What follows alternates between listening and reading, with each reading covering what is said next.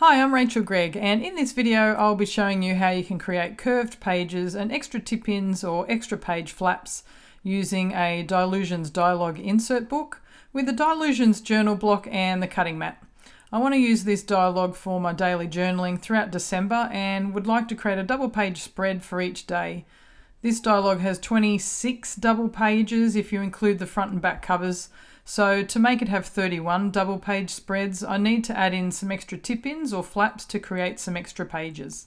So what I've done is gone ahead and put cut on some post-it notes, and then I've put add on some other post-it notes. And so what I'll be doing is adding these to the pages where I know that I need to cut the page, and then the add is where I'll be adding a tip-in to that page to then create 31 pages.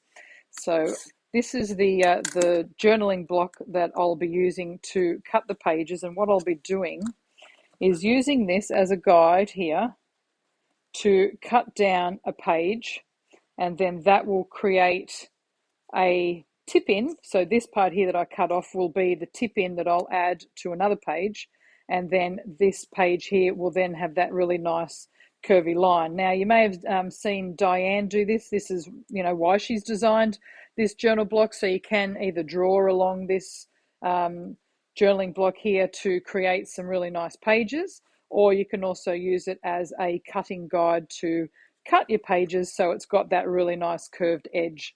So it means that I will have almost like a 1.5 page, which I'll class as a double page spread. So this 1.5 page here, and then this will have that curve, and then as you tip it over, you'll still see that curve there, and then this will be my second page, and the piece that gets cut off will then be used as a tip-in to create a smaller double page spread on another section of the book.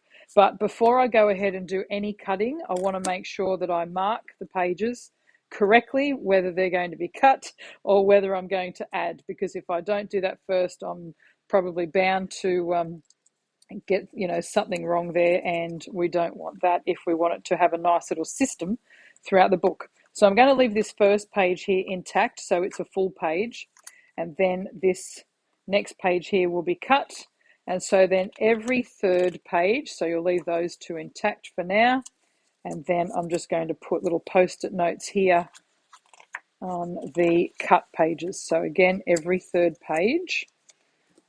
And then this just reminds me which pages are going to be cut. So I'll go ahead and do that.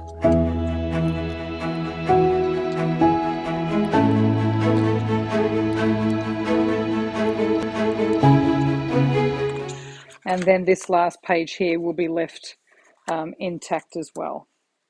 So there we go. I have marked all of the pages that I'm going to cut. And then now I want to mark the pages where I'm going to add the little tip-in section of the page. So effectively what we're going to have is a full page here. Then this one here will be cut, and which will cause that nice little wavy line on that page. So we'll leave this one to be intact. And then this page here, so this page will be intact and this page will also be intact. Neither of these pages will be cut. So in the center here is where we would like to add a little tip-in. So then effectively what you'll be creating is a double page here, because you'll have that addition of that little tip-in section. So if you add that in there, then you'll make an extra page. And so if you add that, so every page before the cut page is where you'll be adding your tip-in. So I'm just going to go ahead and put these little post-it notes in, so then I know where I'm going to add the tip-ins. And just having everything pre-marked just ensures that we know what's going on when we start getting into the cutting stage, that we're not cutting the wrong pages or adding things into pages that we didn't really plan for. And of course, you don't need to follow this formula if you want your book to be a little bit more random, but because I knew I wanted exactly 31 pages for this month, then that's why I wanted to come up with a consistent way of having a cut page and then an additional page throughout this entire book all the way to the end. So then you've got 31 double page spreads. And this system here allows for this front page to be like an extra page. So this could be a 32nd page, but what I'll be using it is as a title page. So an intro page to this journal, or if you don't want to do an intro page, it could be just a decoration page. And then our first double page, like my first day of the month, will be the cut page here you've got here, so that double page spread. So, but for the first page here, if you wanted or you weren't quite sure what to do on this, check out Dyan's videos. I'll put a link down to her videos where she's done, you could do like a calendar page at the front, or there's lots of other different ways that you could decorate this front page for the month that you will be documenting. Okay, so now we want to start cutting, and I'll be using the Dylusions journal block to cut with, and then I'll be using the cutting mat to slip underneath here so I can cut on top of. So I'm not going to measure where I'm going to be cutting. I don't need the pages to be consistently the same throughout the book. But you could measure it if you wanted to. But what I do need to keep in mind is that this section here will be used as the tip-in for the other addition pages. And I'll be adhering that using washi tape, so like a wide washi tape like this one. And so I just need to ensure that I've got enough room for the washi to go halfway over this side, and then it'll go halfway over the page that it's going to be stuck into. So I just need to make sure I've got enough room for that, and then I just want to allow enough room to add some decoration for that page. If you wanted to go halfway down the page and make all the pages identically halfway, so that means your whole book will be exactly like half that, then a full page on the left hand side, by all means just trim down the center there, and then all your pages, all your tip-in pages or the little curvy pages will be the same size. But because I want to add a little bit of difference, so I want some to be longer and then some to be shorter, then that's why I'm going to go almost like 3/4 of the way across here, just enough to allow for this washi tape. So you don't want the washi tape to go too close to there. You just want to make sure you've got enough room there to go ahead and create a little tip-in. So I'm just using a cutting knife. Now just make sure to take care using this these tools. And because you've got your cutting board underneath, it won't go through to the extra pages in the book. So just following the line here. And then now you can see how your page there is now curved. And you've got the extra little piece or the extra little tip-in section there you can see on the right hand side there that can be used to add into other sections of the journal.